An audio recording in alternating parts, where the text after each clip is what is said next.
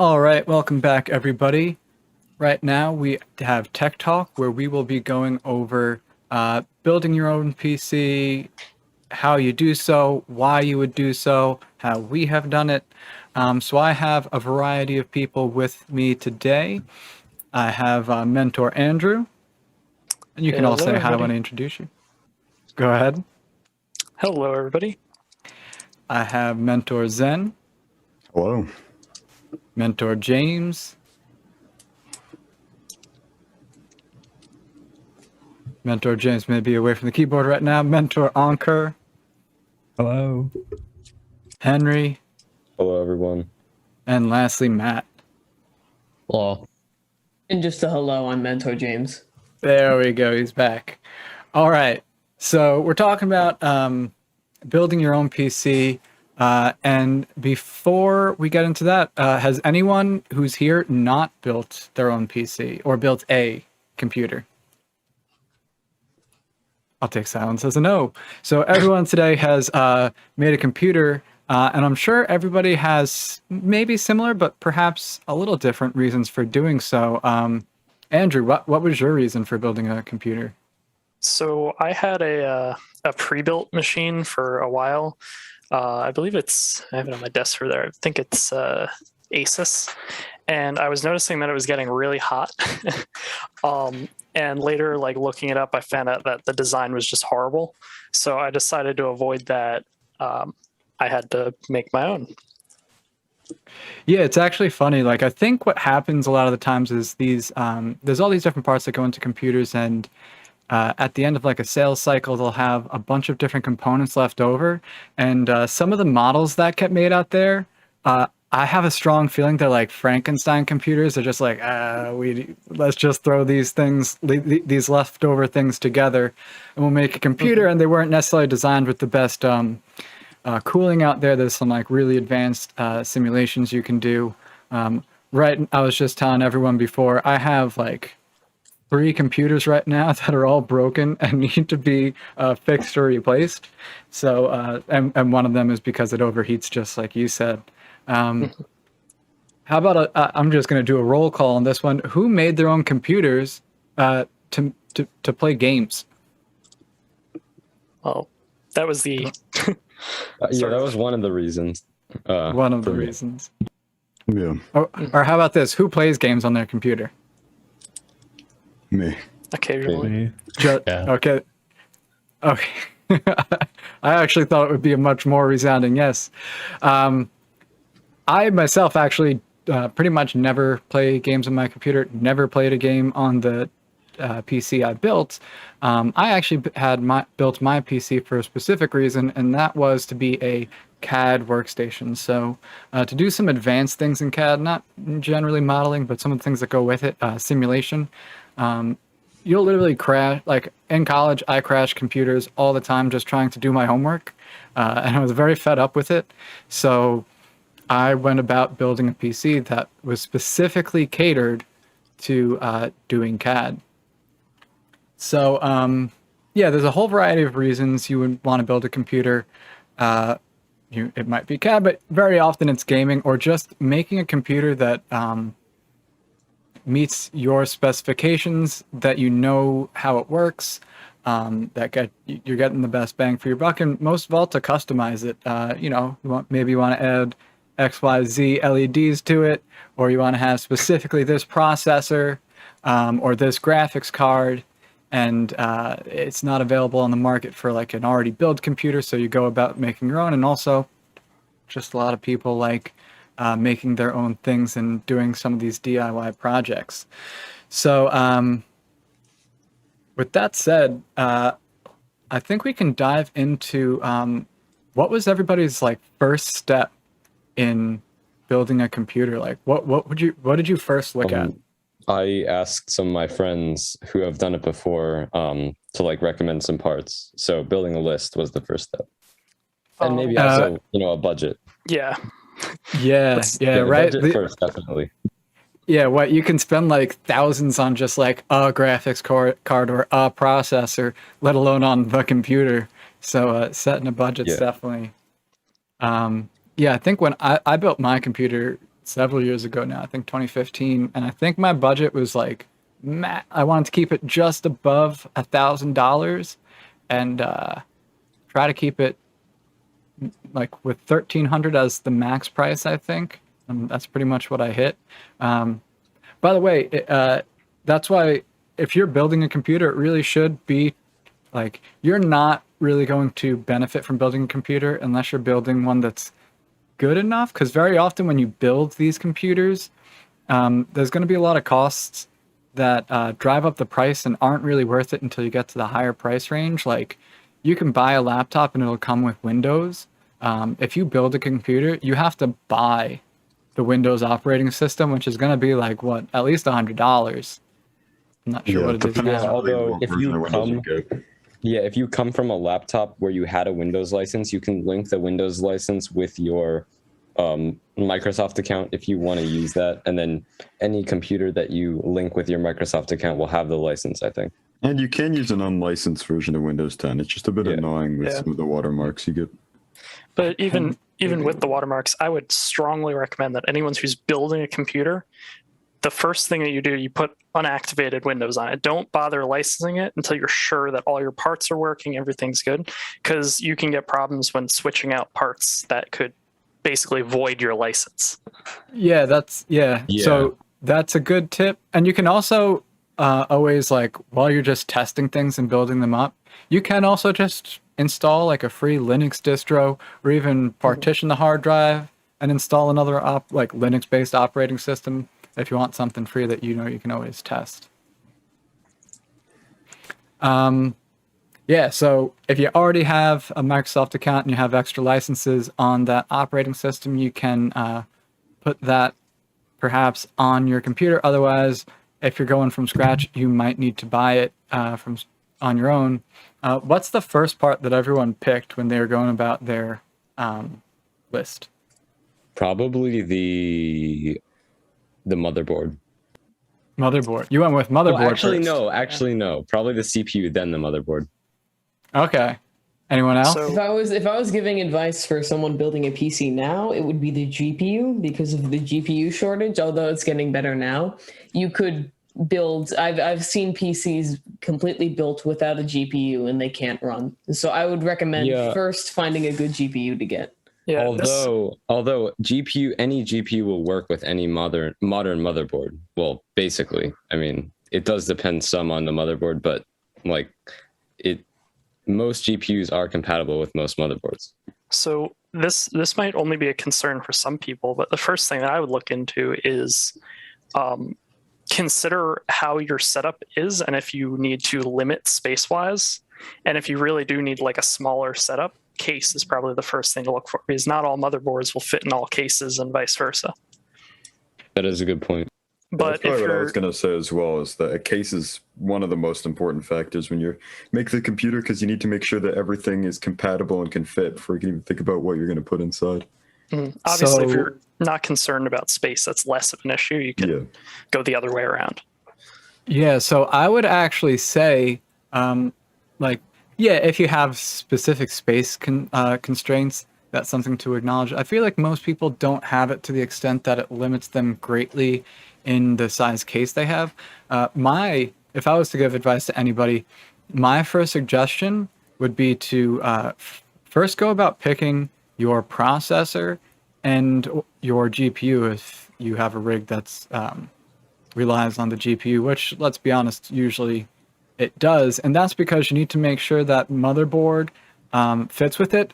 But the CPU and GPU are probably the biggest variable thing, the biggest deciders of how well your computer is going to perform. Not that you can slack in other places necessarily, but that's what it's based around. I know I got my CPU because it worked the best for CAD. CAD's a single-threaded operation, so I needed a high clock speed. And I guess we can actually enter the conversation with choosing a CPU. So there is a resource that I used, and there's a couple out there. I found two websites. I found another website that looks suspiciously similar, and that is PC Part Picker. So this is PC Part Picker. It helps you choose things that work together making sure that you're not buying parts that don't connect to each other, etc. And yeah, if you want to go about building a computer, my suggestion is to start with the CPU. And with the CPU, there's essentially two things to look at, and that is the number of cores and also threads, as well as the clock speed. So you can always look at different CPUs. If I click choose a CPU here, it'll bring me to all of these CPUs, and I can limit myself in price. That's actually kind of a very high, low price. Put it down there. You can say AMD versus Intel.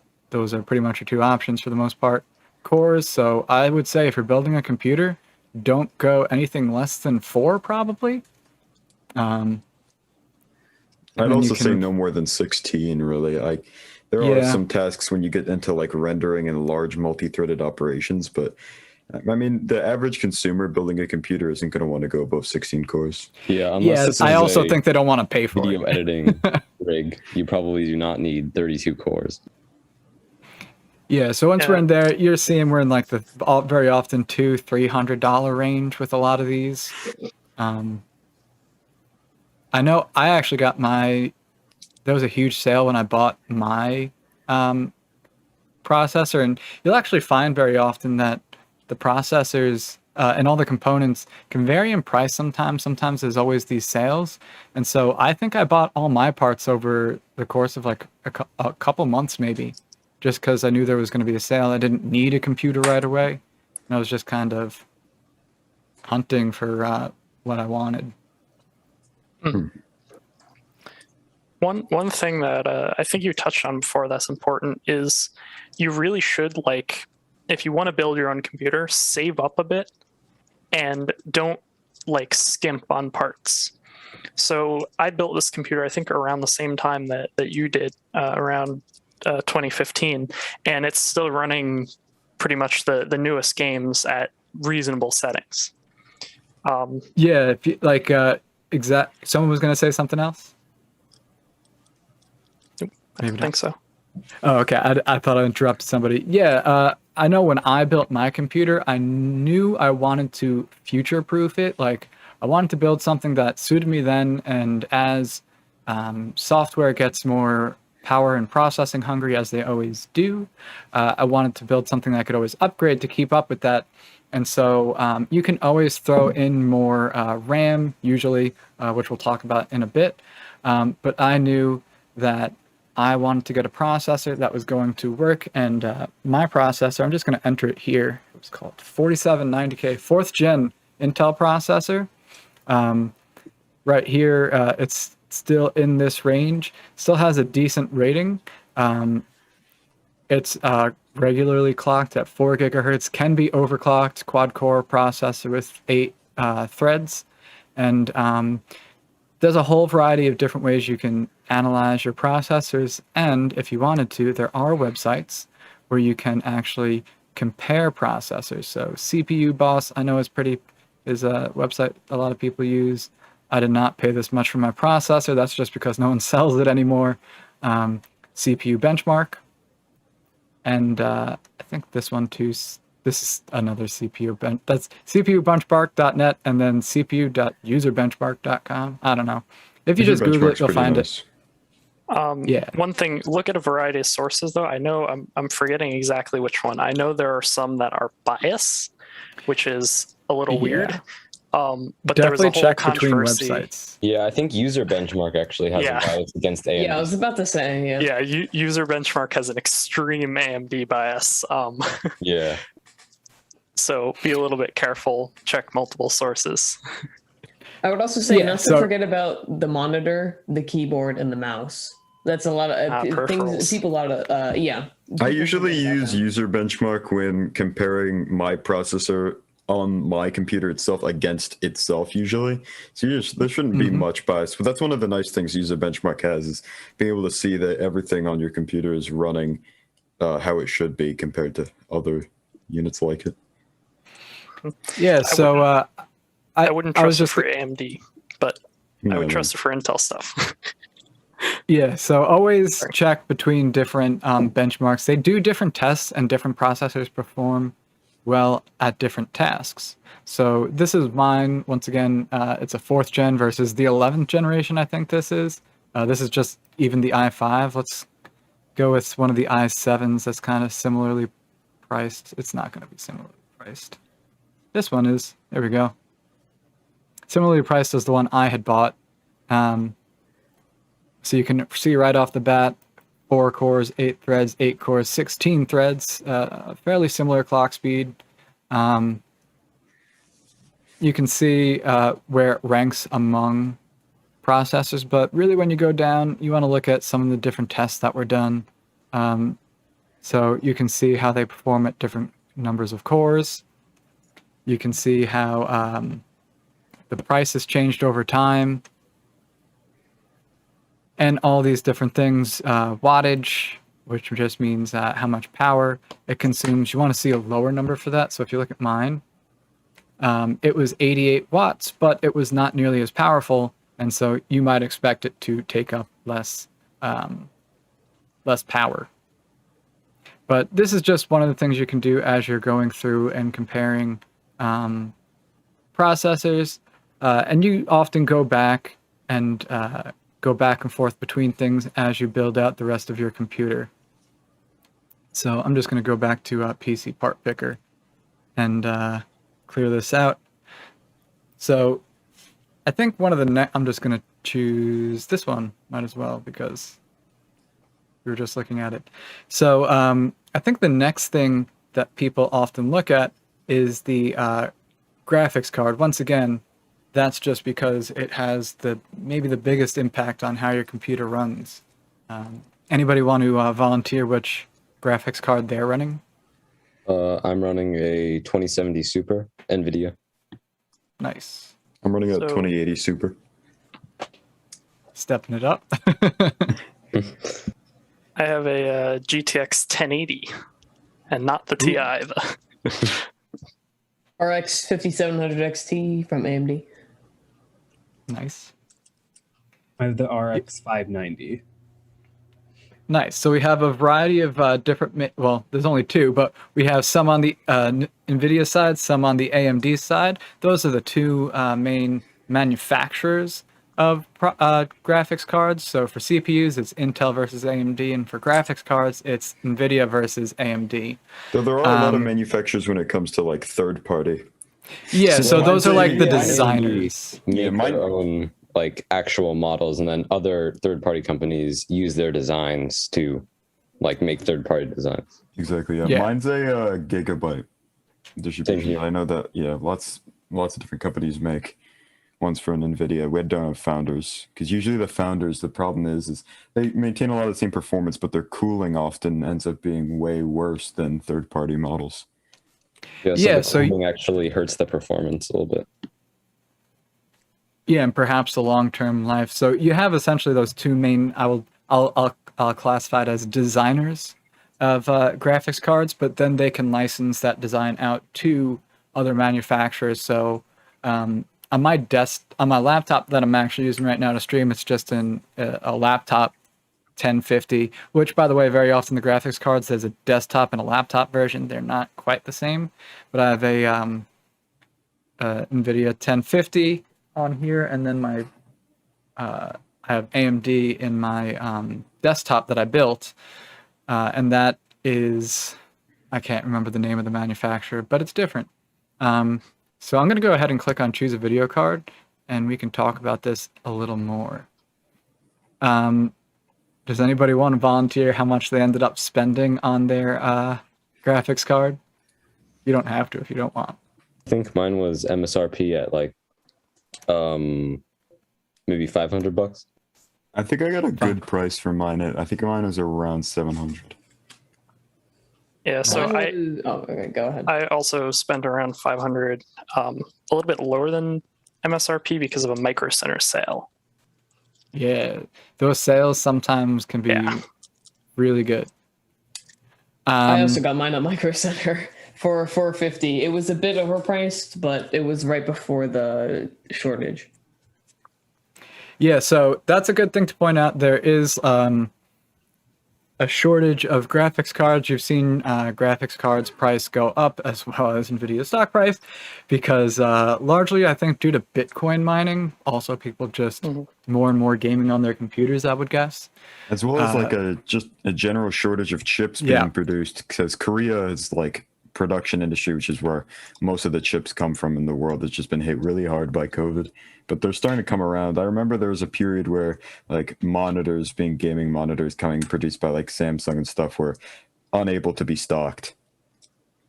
Yeah, so chip manufacturers got hit during COVID. It affected cars sales as well. And then there's also a big shipping holdup. So you might see the prices very high right now. And if you're trying to build a computer but don't need to right now, I would say maybe hold off because these prices are pretty high and they might come down as things continue to improve. I've been hearing about people who are literally selling their old processors and then holding out for the newer ones because they're able to sell GPUs, because they're able to sell them for as much as the new ones are supposed to be. Yeah, so and this is actually exactly the one I have. So mine is an AMD FirePro made by ATI. And I can say that this probably was how much I spent for it. I maybe spent less than that on it. I did not spend very much money on graphics for my computer because I wasn't using it for gaming. I was using it as a workstation. And so I actually need a workstation card. There's two types of GPUs. You can either have a gaming-based one, which is just going to render very fast. And then you can have a workstation one, which renders very accurate. The workstation ones, not as fast, and the price can go sky high. This is about as cheap as, this is like the lowest model you can get of any workstation card. And I specifically got this one because SolidWorks, a popular CAD software, only worked with FirePro cards for a certain mode it uses. So I went ahead and got this one. Yeah, I think the workstation cards also tend to have more memory as well. So if you're using intensive applications, you might need a workstation card like rendering. Yeah, if you're doing rendering, like if you're doing video editing and stuff like that.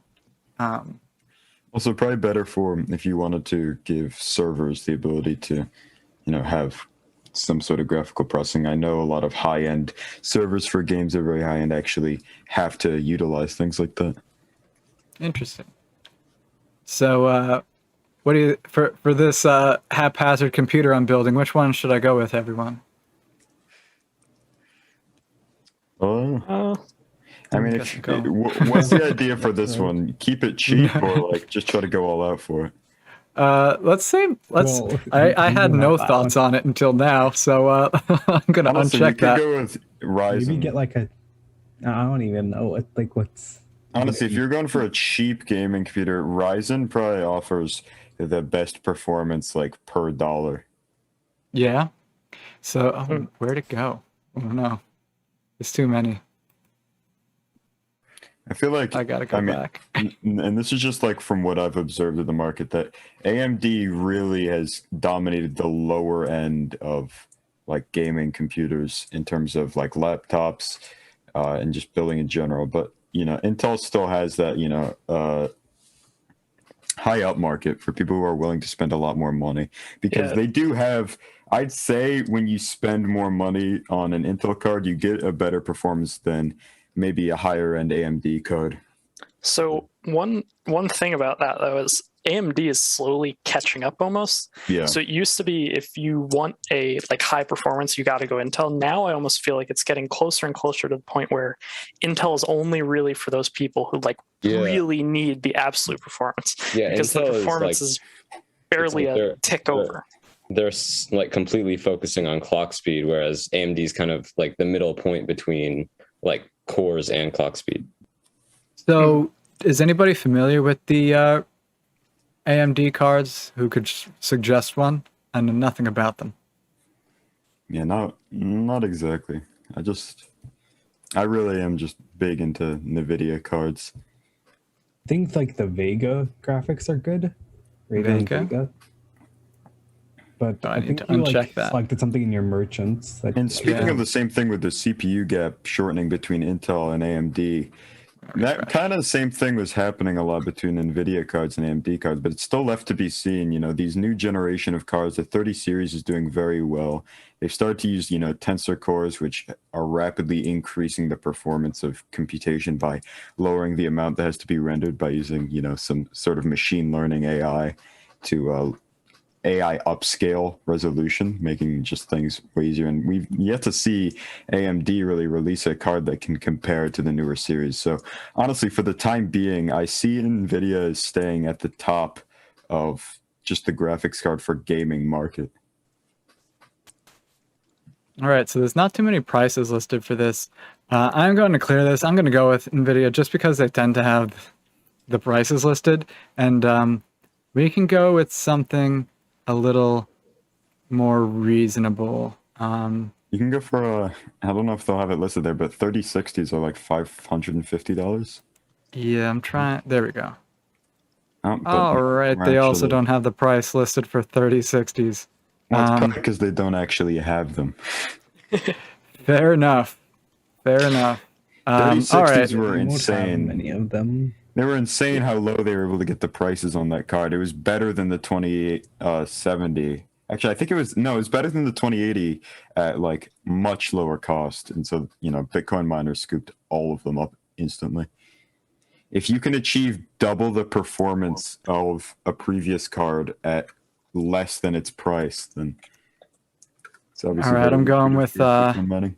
3060 Ti. There was a lot of reviews on it, so I chose it. So I would say this is kind of the foundation of designing a computer, picking these two huge things, and then from there, now you can go about choosing the rest of it. There's not a hard, fast way to do it from here, but I would say I personally would find a CPU cooler that's suitable. Your processor is going to come with one usually. Very often, it might not be enough. I know people like to do liquid cooling because it looks cool. I think I remember seeing that liquid cooling often isn't necessary. A lot of these regular coolers work, and just to show you what that looks like, it's a heat sink. It's a metal.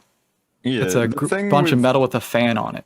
The thing about liquid cooling, though, is now AIOs have become way more popular, which is, you know, they have all enclosed, they're like all-in-one units. And that's what I actually have here. And so you don't require the usage of pumps, and you don't have to clean out these systems. They don't actually use coolant. What I have right now, I actually have like a 3-fan all-in-one. And it's just a heat sink that places on top of the CPU itself. And then it just, you know, it sets up with 2 fans. I forget exactly what brand mine uses. I think it actually might be an NZXT one. Yeah, But they become a lot more also- reliable.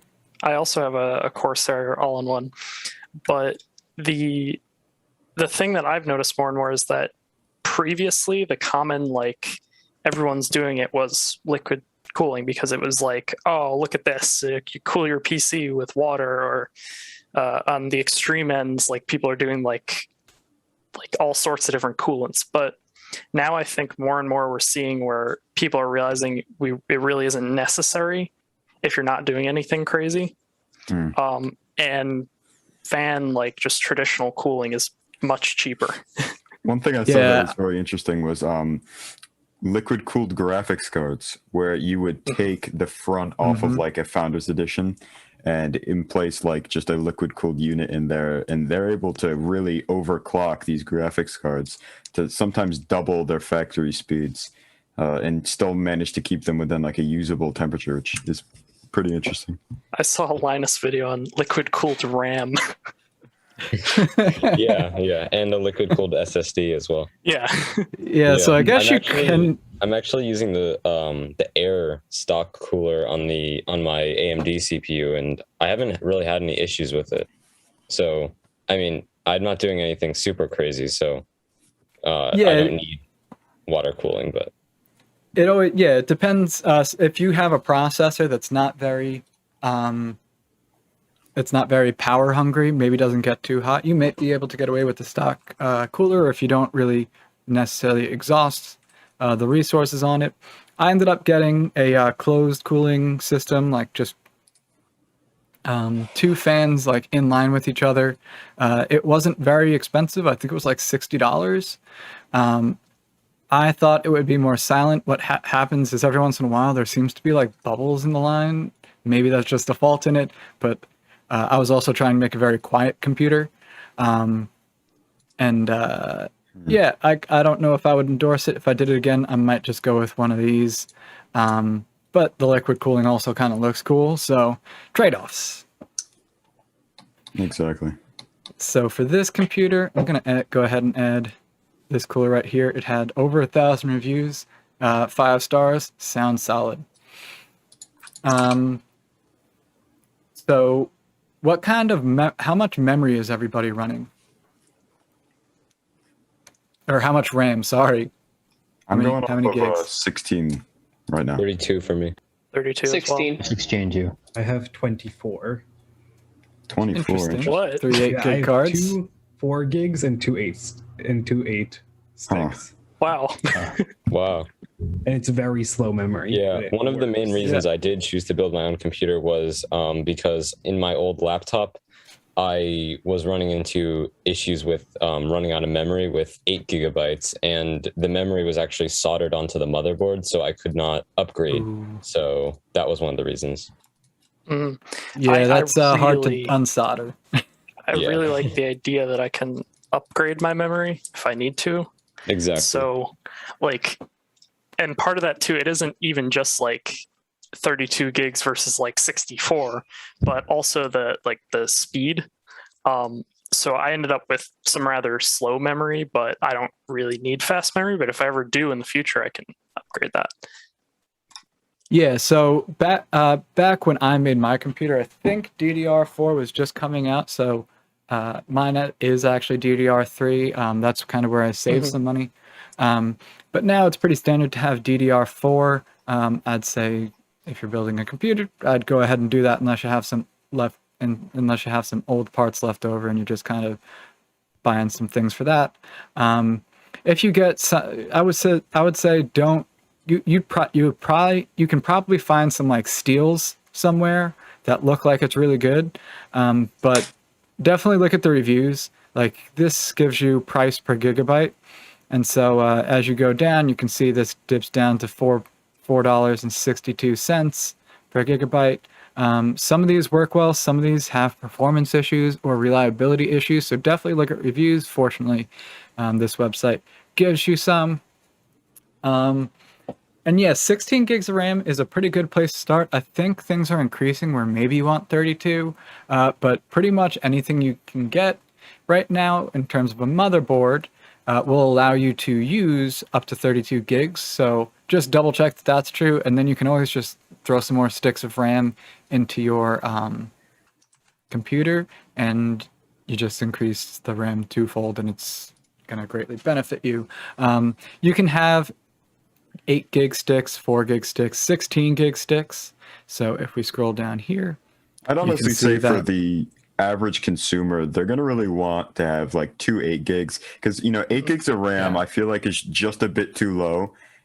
It's just about what you need. Really, I feel like the average like intensive usage will average around maybe up to 13, maybe 14 gigabytes of RAM at most for your average user. I have 16 gigabytes of RAM. I've never really had a problem approaching the top end doing intensive games, other types of rendering projects. I really haven't had a problem with 16 gigs, and I use 2 8 gig sticks. I use G.Skill Trident RAM. yeah, I So- can sometimes clip as I'm running here. So in the future, I think I might want 32, but 16 gigs is, you're rarely going to need more than it unless you're doing some pretty specific stuff like holding Zoom chat while streaming. Now, this is important based on what Zen said. He said buy 2 8 gigabyte sticks, which Yeah. is important because you want to make sure that if you're like the rest of your computer supports it, you want to do dual channel memory rather than buying one stick of like 16, buy 2 8s, and obviously you'll need to check with your motherboard, but you will get better performance out of 2 8s than one 16. Good to know. These are some of the these are the things that I do not remember. So Also, if you are using an AMD CPU, you should prioritize the memory speed as well. Like the memory speed is very important to performance if you're using an AMD processor. Yeah, I think it's too, the reason dual channel works well is I think it's somewhat to do with the threads. They're able to split off some of the threads to use one stick while some of the threads use the other. Because, you know, at the baseline level, the way that RAM works is it's a bunch of memory cells that are quickly gaining information and losing it. They don't have a set place. And so the less traffic you're able to send down, the quicker they're able to load and access that memory as quick as possible, which in the end is the goal of your RAM. You want to be able to access that information as quick as possible and be able to delete it, find it.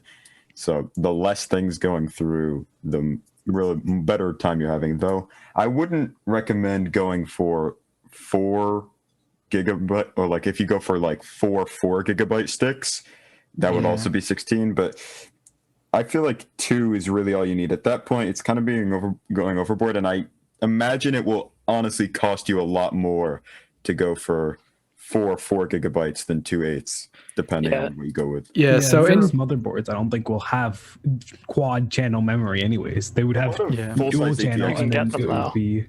So I know, like, my board supports 4 sticks, and I believe currently I have 4 8 gig sticks in there for 32. If you do get a 4 slot memory motherboard, another thing to look into is how you want to arrange your RAM, because most motherboards, is you put 1 stick in the first slot and the second stick in the third slot, rather than like 1 stick in the first, 1 stick in the second. So it can be a little confusing, but that's obviously based on your parts. Yeah, unfortunately on my computer, the AIO, I think, takes over the first slot on RAM, which actually isn't a problem, but it just means I wouldn't be able to take advantage of all 4 slots on my motherboard. So that's another thing about space. To move the conversation along, I'm going to go ahead and choose these ones right here.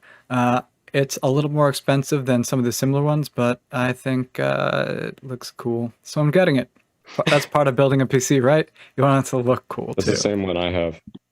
Looking cool is, to be honest, no, it's not most Just keep in mind that when you buy RGB stuff, you're paying a premium for basically what's NeoPixels in a. Mm-hmm. in a Well, little if you case, buy so- if you buy That looks NeoPixels, cool. you're Yeah. paying the premium. yeah. All right. So at this point, I think you can kind of go in any direction. You can look at storage, which just means your hard drive space. You should get an SSD. Do not get a hard drive. You're pretty much throwing out the entire benefit in building a computer if you get a hard disk hard drive. I'm going to go ahead and choose Well, motherboard. it really 'cause- depends, right? Because you do want to go for an SSD to host your operating system on, and you want to have at least an SSD on your computer, but you can afford you can have backup drives. afford a lot of storage space. For example, I have a very high quality HDD that I use to store like games on my computer Yeah, exclusively. me too. And so it's 2 terabytes. It holds all the games, and honestly, the load times are like perfectly acceptable by me. They're better than what I had before, which was on my older computer, which I even thought was fine back then. So honestly, for the performance of games, really, there's a lot of HDDs that are able to compete enough with SSDs to be usable for gaming. All right, so we'll talk about that in a bit, but if I'm not mistaken, if you already choose your parts in PC Part Picker, like your processor and your GPU, it will automatically filter through for you. I'm not 100% sure. Yeah, Um, all of these but it motherboards may are compatible with the CPU. Okay, I didn't know I couldn't remember if it tells you later on or it filters for you as you're looking. I thought it was the latter. Yeah, it should but, do both. yeah. It should only show you the ones that are compatible if you already chose something, and then if you choose something that isn't compatible, it should tell you also later. Yeah. Yeah. Yep. All right, so there's a bunch of things to consider on here. You have your PCIe slots, SATA and M2 slots. That's going to be largely related to your SSD. I find them too expensive, really. Yeah, for the most part, it's PCIe that we're using, right? Yeah. Mhm.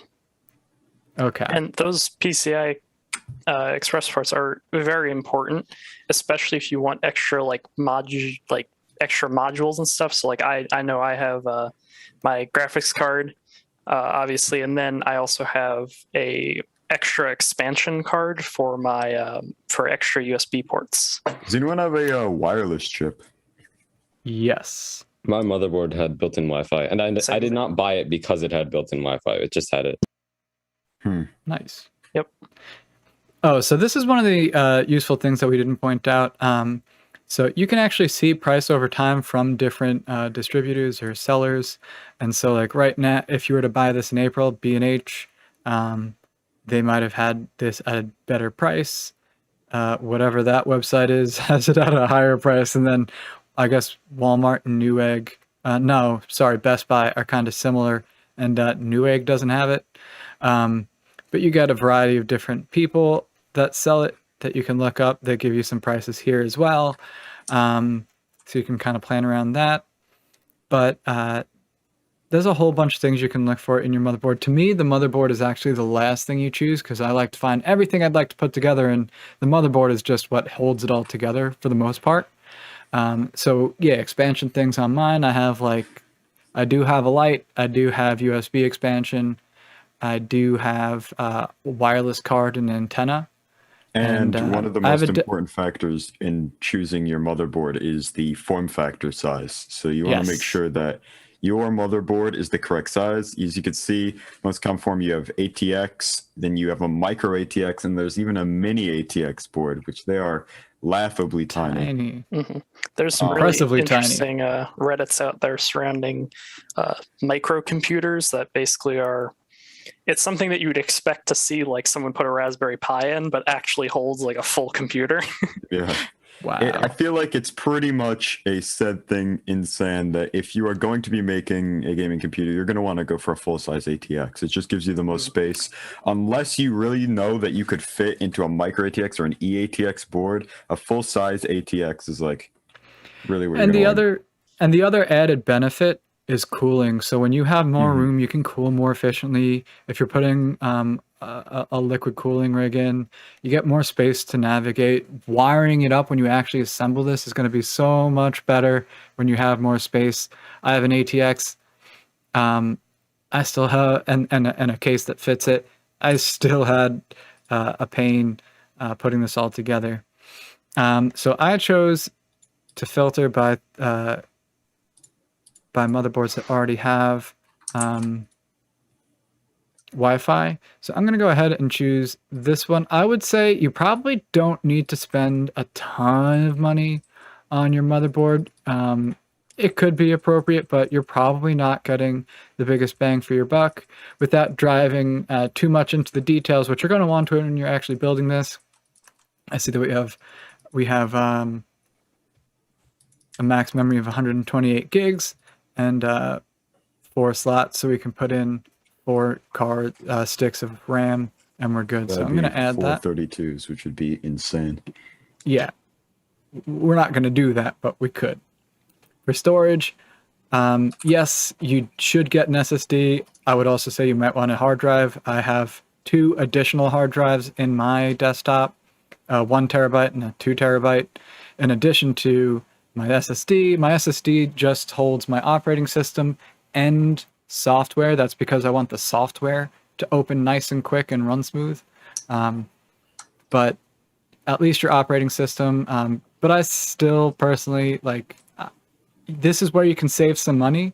Personally, I think half a terabyte or what is it again?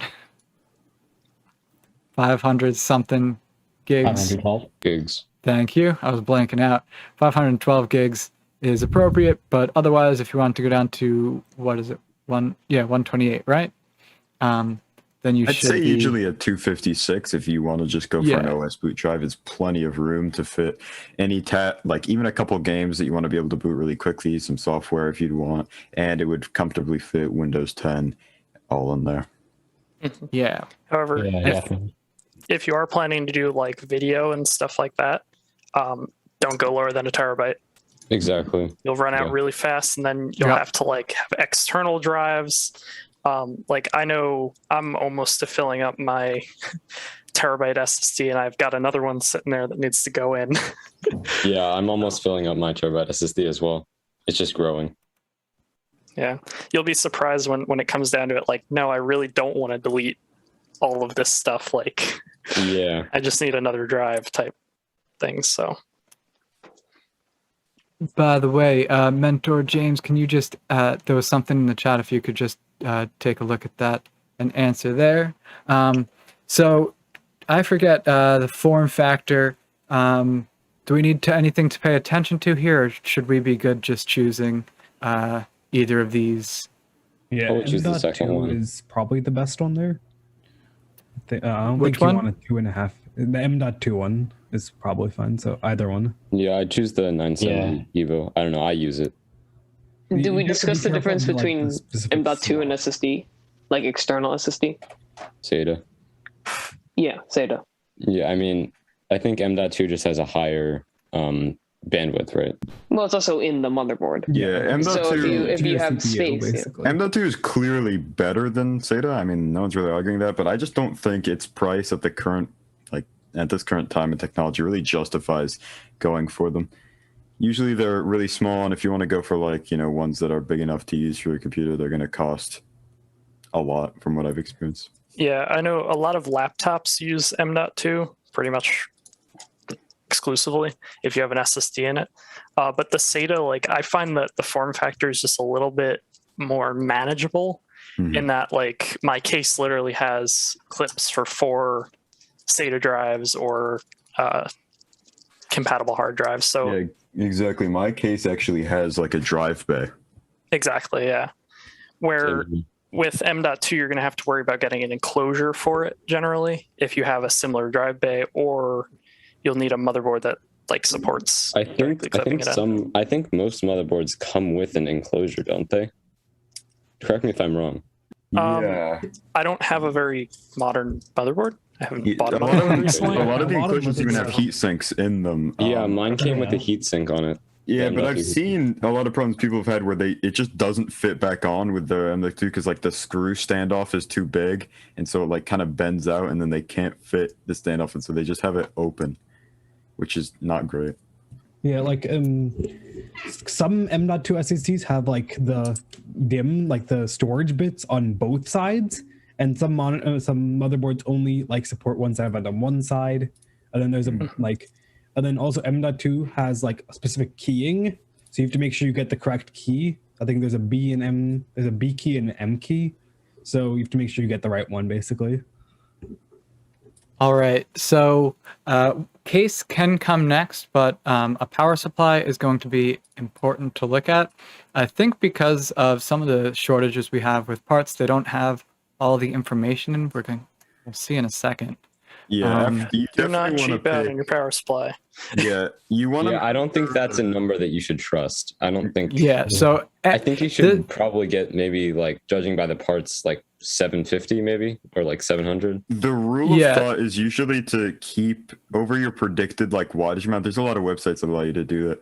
Keep it around at least 50 watts above your estimated wattage, because the thing with power supplies, they degrade over time. Depending on the rating and how, you know, high quality of a power supply you're getting, they're gonna over a period of a year drop by maybe 25 watts and then 25 watts after that, until eventually they're not able to supply enough power to your computer, and then that's a dead part because it can't Yeah. really. Browning out your computer, not good.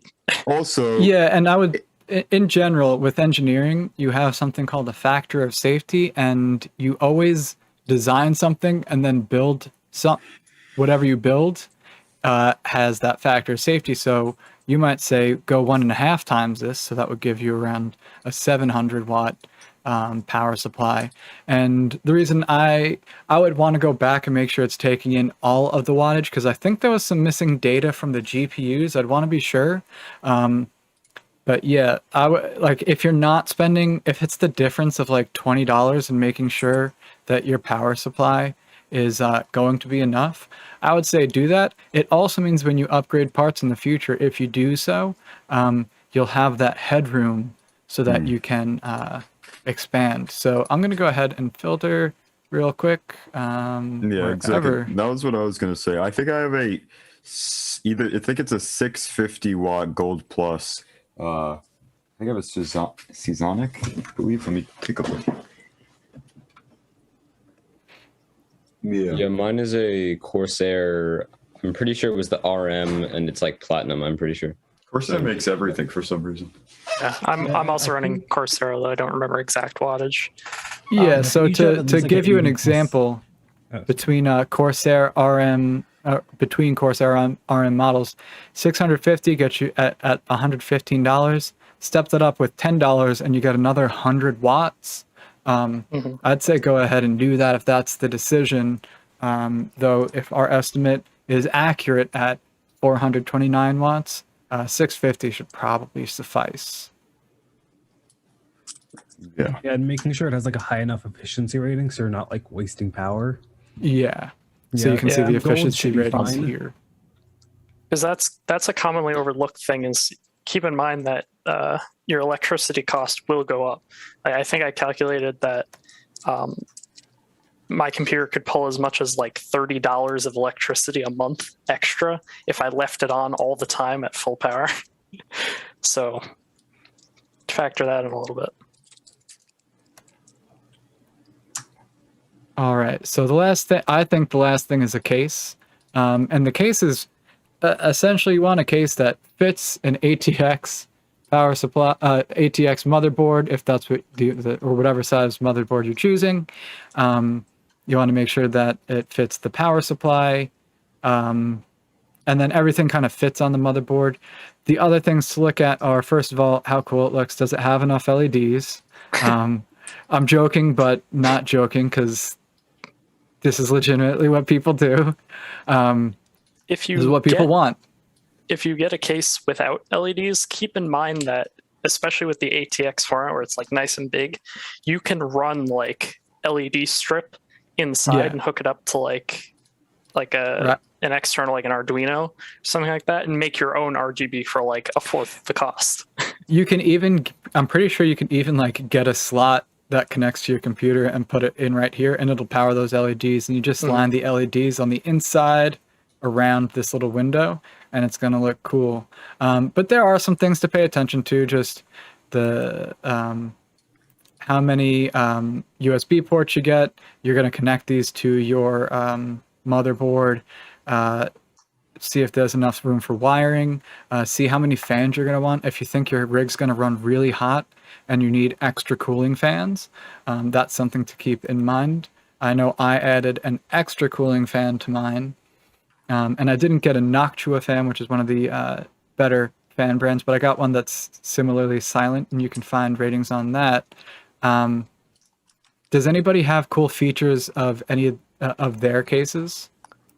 So I went with one of the Corsair like crystal clear ones, which basically means that I can see everything from any angle because it's all tempered glass with a metal frame inside. And that was mainly to display the RGB.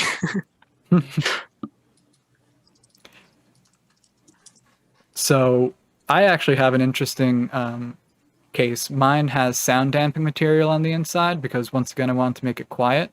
And then in the front here, there's actually a door. So the fan blows into a section that has the sound damping material, and then it has grates on the side like this. So there's a door in front of mine that I have to open to access some things, but it's to make the case silent, and I have sound damping all inside, and there's different stuff like that. So there are some specialized features that you can have on your PC case. So definitely take a look. There's a huge variety. It can be fun to go into a store like Micro Center and look at all this stuff, see how it looks. This is a good look at how your case is. Your motherboard goes here. You have slots for different things like your Wi-Fi card, extra USB outputs, etc. And then your fan will also come with a few stock cooling fans. Yeah, I would encourage, I'm not sure if this is standard yet, although I sort of assume that it would be. If you have, like, most cases have fans on the front, and mine, I know I literally take off the front panel and there's a mesh a filter mesh that I can just pull right out and take it out and outside blow it out, or take it to the garage and vacuum the dust out. So sort of keep in mind that you will have to keep your rig clean, because if you're in a dusty room, it'll accumulate dust and then your fans won't work as well. Yeah, and on the topic of fans not working as well, you really don't want to cheap out on fans as the last stage of your computer. They're incredibly important, heat being a large bottleneck of computing. You want to make sure that your case stays cold enough so that even if you, like even though I don't do it, my computer runs way colder than room temperature and could probably run overclocked, maybe even on the graphics card. But you want to make sure that you keep like the interior just of the inside of the case cool and allow easy air passage to the top. I know mine has 2 fans on the top, 1 on the back, and 3 towards the front to pull off the all-in-one. Mm-hmm. Yeah, so whole variety of things. This says be quiet. I'm guessing it has some of the features that mine has, and it's white, which is kind of cool. So Yeah, Be Quiet's I'm a gonna pretty add that. popular brand. So then the last thing you have are your monitor. Get a monitor you like. 24 inches is probably the smallest you'd want to get. 27 seems pretty good. I don't know, what size monitors does everyone have? A 24-inch. 324-inch. Did someone say Same. 74? Yeah, I got 24. 324-inch, not 324. Yeah. Zen, what did you say? 24 inches. I said a 24-inch. Oh, okay. I thought I heard something else crazy. Yeah, 24 inches is good. Very often you're going to want multiple monitors. Keep that in mind. Also with your graphics card, you're either going to do HDMI or DVI. So choose a That's monitor. important. And Yeah, With, choose a uh, monitor that works with those. With I'm monitors above, I think it's 120 hertz, Mhm. you're going to want to make sure that you have display ports, because some HDMI doesn't support that high of a refresh rate. I was saying They DVI. I usually meant can display support port. I'm that high crazy. refresh rate, but also not at a high resolution. It's because they just Exactly, don't have yeah. the bandwidth to do all of it at the same time. Yeah, so get a good monitor. I think if I was to be getting a new monitor, I'd probably do 27-inch curved. I know it doesn't sound necessary, but once I get to a certain monitor size, it always looks like one corner is angled too far away. Yeah. Maybe I just moved too much. But yeah, you can choose a monitor. Find a keyboard that has all the LEDs and clicks as loud as possible to make build sure one. that everyone in the building knows that you have a custom PC. I think that's what everyone does. Your mouse should have a commensurate number of LEDs in it. I'm told. I'm just talking down everyone who has With- these things. It's like I have a webcam on right now. This is crazy. Yeah, add a webcam probably, because everyone's at home all the time too. You probably need a webcam. What is it? The C910, Logitech C910 or something like that is pretty popular and looks good. You might want to If it's get a $8, Wi-Fi don't card. get it. It's If it's $8, don't get Guaranteed it. to be better. Probably 30 and up. Probably want speakers if you're not already using headphones, or you might want both. These are all kind of, I think of these as being separate. You probably have these things already. When I built my computer, I did not buy a monitor, a headphones, keyboard, or a mouse. I had it all already. So I kind of keep that separate. So our computer right now is at just over $1,000. That's because we're missing the price on the RTX, which right now I'm guessing would probably be at least $1,000 itself.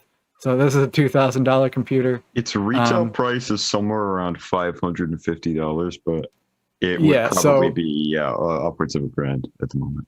Yeah, so shortage aside, maybe we're looking at a $1,600 computer. We'd probably want to maybe throw some LEDs in there, something fun like that. Probably you might need to buy some extra cabling if you need some extra room, thermal compound. But I think we have exhausted all the time we have for today. We want to make sure that we can check everyone's games.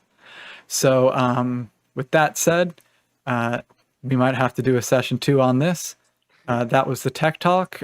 Join us in future sessions where we might be talking about 3D printers or who knows what.